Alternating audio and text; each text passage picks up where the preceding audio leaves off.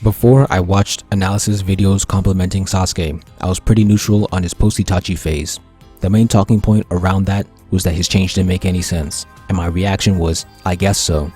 It was only after watching a Sasuke dissection that I began to respect and defend his character. I believe that this was made by Swag Kage, and he was able to make this video solid by going through all of Sasuke's appearances in the manga and paying attention to the little details. Now that I'm an analyst myself, I can do that for Sakura, and maybe even help others change their minds on her. I think Sakura is not bad, not great, but good. In my experience, the level of writing knowledge in the anime community is very elementary overall. A good amount of fans probably still think that all it takes to write a good character is a goal and character development, which would amount to a backstory and a character arc. They probably don't know the difference between a goal and a purpose. They don't know what wants and needs are. They don't know the story circle, 3-act structure, or Kisho Tenketsu. I say this because when I want to watch a good writing analysis, I usually have to go to movies or TV shows. This elementary understanding of writing is why I believe Sakura is seen as a bad character, so I'm going to try and change that. One criticism I've seen is that she has no backstory. I believe that a character doesn't require a backstory to be good, and if you think Light Yagami, L, or Spike Spiegel are good characters, then you probably agree. Light is introduced to us as a character that is intelligent and has a strong sense of justice. I don't think intelligence needs to be explained, but what about his sense of justice? Where did he get his morals from? And why is he so strong on his opinions that he take matters into his own hands? This is never explained, and it doesn't need to be for him to be a good character. L is very quirky, and also has a unique sense of justice. He's also the world's greatest detective. How did he become a detective?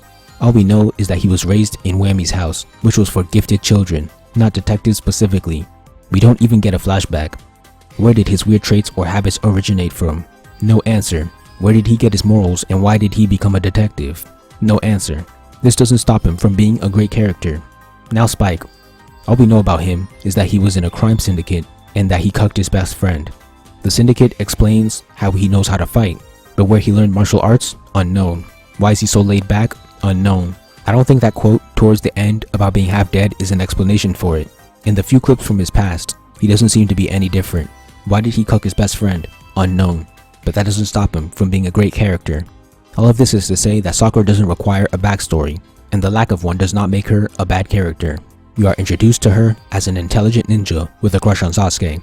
Although I prefer one, she doesn't need one to be a good character. Another criticism I see is that she doesn't have a goal, or at least a respectable one. Like before, I don't think that a character needs a goal to be good. If you like Spike, Yusuke, or Ichigo, you probably agree. Spike has no goal in Cowboy Bebop. He just drifts in life and chases bounties to make money. Yusuke and Ichigo both have purposes, but no goal that can be successfully achieved. But having no goal doesn't stop any of them from being good. In fact, I can throw in Kakashi or Shikamaru. Neither of them have goals, but I consider them good. A character does not need a goal to be good. There are two aspects of Sakura's existence as a character that I want to tackle, being a plot device and being three-dimensional. A plot device is a writing device used to move the plot forward, therefore most characters are plot devices. When this term is used as a bad thing, it's usually because the device's existence was not subtle enough. Sakura's existence as a plot device is subtle, as I never realized her primary purpose until I watched Totally Not Mark's video. Her purpose in the narrative is to make Naruto and Sasuke interact. If you notice, in early Naruto, without her, they don't really interact. She does an amazing job of this, up until the Sasuke recovery arc. The problem here is that Naruto and Sasuke have grown to the point where they don't really need her to interact. Naruto sees Sasuke as a close friend and rival, and Sasuke is envious of Naruto's power, also seeing him as a rival. In part 2, this becomes very clear. Naruto wants to bring back Sasuke for himself, not just for Sakura. Another way characters are plot devices in Naruto is by being combatants and fighting opponents. Sakura is admittedly lacking in that department, all throughout Naruto. Kishimoto tries to fix this in part 2 by making her powerful, and it works for the first arc, but after that, she's often sidelined in combat so that others can shine. Getting knocked out in the second arc serves the purpose of showing that Naruto is a danger to his allies, but it also prevents her from fighting. In the third arc, Naruto decides to solo Kakuzu, which shows off his new technique, but prevents his teammates from getting fight time. When pain attacks, Sakura goes to the hospital to heal people, which makes sense in context, but once again, it prevents her from getting fight time. During the war, she spends a majority of her time healing people, which is useful in the bigger picture, but steals her fight time. In a battle manga, the most respected characters as plot devices are the ones who battle and win the most. and Sakura is lacking in this department. So as a plot device, especially in a battle sense, I can understand her getting a lot of criticism. She's not very good at it, especially with her status as the tritagonist, and especially when you compare her to the two right above her. But for being a three-dimensional character, the result is vastly different. There are two things I want to lay down. The first is what makes up a personality. There's beliefs, values, and behavior.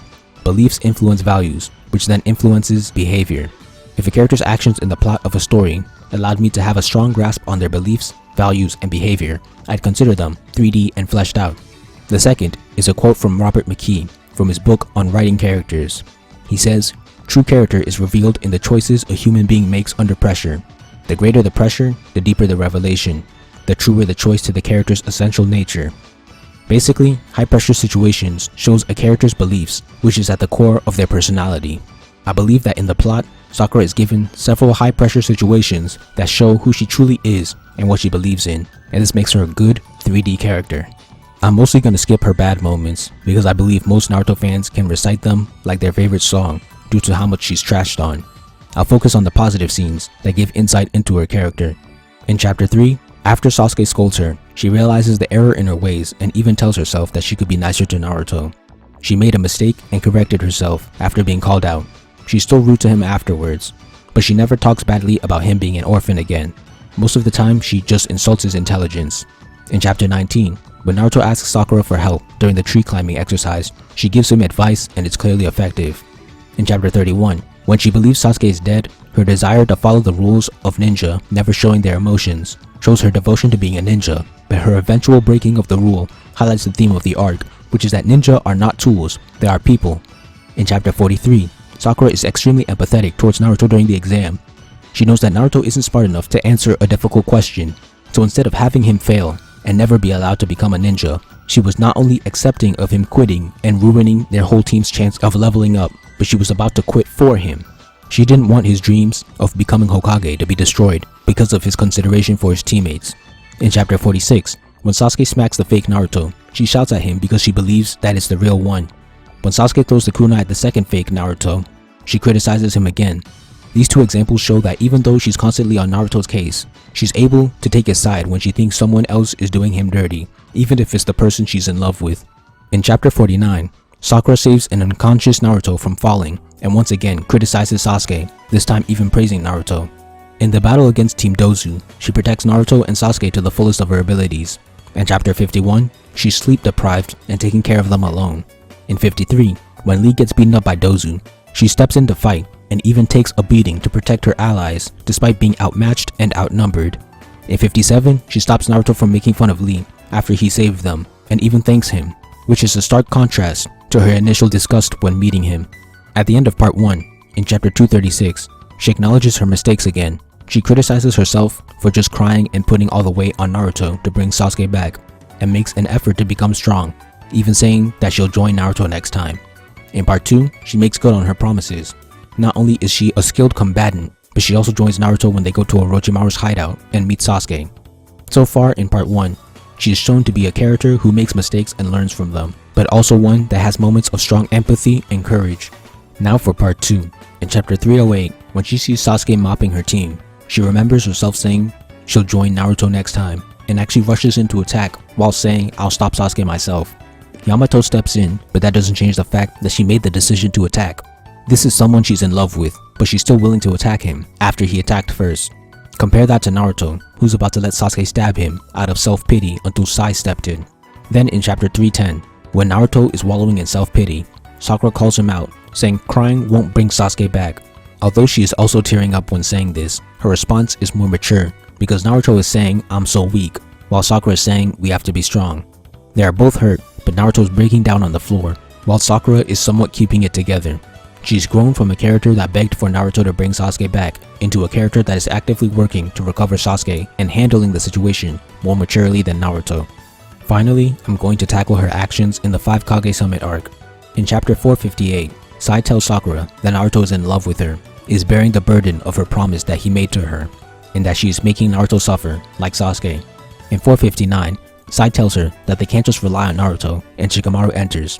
Shikamaru wants Sakura's consent to kill Sasuke, and Sakura agrees. When this decision is made, Shikamaru had the village in mind. which is supported by him saying that they can't let Konoha go to war because of Sasuke, and saying that he'll proceed regardless of her answer.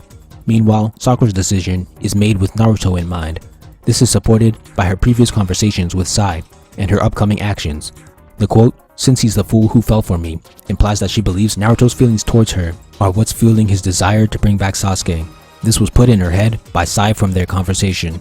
So with all of this in mind, her first approach is to emotionally manipulate Naruto to end the promise that was causing him pain. In chapter 469, she makes a fake confession to Naruto. Immediately after explaining her change of heart, she tells him to abandon their promise, which clearly shows that her goal was to get rid of the burden of her promise. From all of this, we learn that Sakura is a character who's willing to lie to her friends in order to protect them. She was given a difficult decision, and her choice revealed what she valued. She could either lie to Naruto and potentially eliminate his burden, or stay honest and let the burden stay. Her decision shows that she values her friend's mental well-being, even if it meant sacrificing honesty. It also reinforced that she is a character that tries to clean up her mistakes. Just like in part 1, she sees that she messed up and takes actions to make up for them, which is exactly what she's doing here.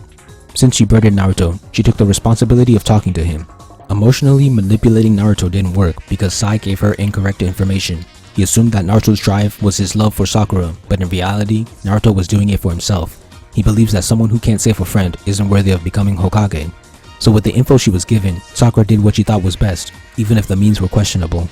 But after this fails, she tries something else. She takes more drastic measures and decides to kill Sasuke immediately. In chapter 474, Sai explicitly explains what Sakura was attempting before, and adds the fact that she didn't tell him about the assassination plan because she was taking his feelings into account. Sai also explicitly explains her train of thought with the assassination plan. She loves Sasuke so much that she's willing to kill him in order to save him from the dark path. Once again, she makes this her responsibility because she fell in love with him. Sai also adds that she's prepared for Naruto to resent her. This is another revealing decision. She could either kill Sasuke and have Naruto's resentment, or do nothing and stay in Naruto's favor. Her actions reveal that she's willing to bear her friend's resentment in order to save another friend, and that she's willing to kill her friend if it's the only way to save him, which is what she believed at the time. All of this is once again trying to atone for relying on Naruto too much in the past. In 481, Sakura tries to knock out her allies to do the job alone. When Sai stops her and the team from continuing, she's willing to fight, showing her determination to get the job done. In 482, she's able to put all of them to sleep and continue alone. In 483, she's prepared to stab Sasuke with her poisonous kunai, but Sasuke tries to land a preemptive strike. Even after Kakashi tells her that he'll bear the burden, in 484, she tries to kill him again. Although she's ultimately unable to finish the job. After growing as an analyst, I actually see this as a good thing, contrary to what most people believe. I believe this ties back to the theme of the first arc. Ninja are not tools, they are people. If she were able to cut off her emotions and kill her friend and love interest, she would have been acting like a tool. Her inability to shut off her emotions and become a tool shows that the theme from the first arc is still active. This complexity to a character is consistent with her actions in the Land of Waves. Additionally, it goes with the theme of forgiving enemies, which has been seen all throughout Naruto. The titular protagonist never decided to kill Sasuke, and by the end, it is clear that he made the right decision. Sakura was short-sighted and incorrectly believed that the only way to save Sasuke was by killing him. But because Naruto is supernaturally empathetic, he was able to get through to Sasuke without killing him. So her failure to kill him promoted the theme of the first arc and allowed one of the overarching themes to fully manifest.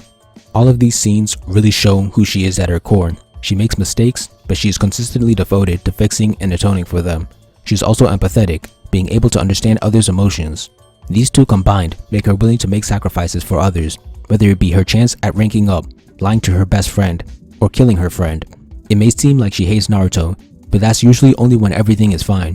When she's in tense or pressuring situations, she puts Naruto's well-being above herself.